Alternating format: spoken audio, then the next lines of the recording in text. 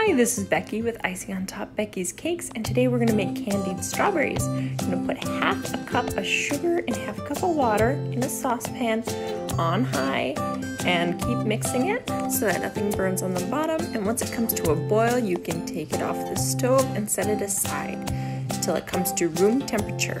Once it's at room temperature, then we can start dipping the strawberries. For the strawberries, we're going to cut off the top part that's coring it. We're going to take the green stems right off, and then we're going to slice it really thin. And pretty much as thin as you can get it, because then it'll dry a lot easier and these candied strawberries won't need to take as long in the oven. And then I'm going to dip each of the thin slices right into my syrup.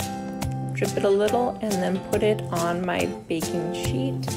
And on the baking sheet, I've placed a silicone mat that I can use for baking in the oven, or you can stick parchment. Once you get them all ready to go, you can go ahead and put it in your oven on real low, like 200 degrees, and we're gonna cook them for about an hour to 3 hours, depending on your oven and how thinly you've sliced them, but I would check them after an hour. You want them to be slightly gummy, and as you can see around the edges, you see a little bit of candied sugar, and we can place them right on top of our cupcakes when we're done.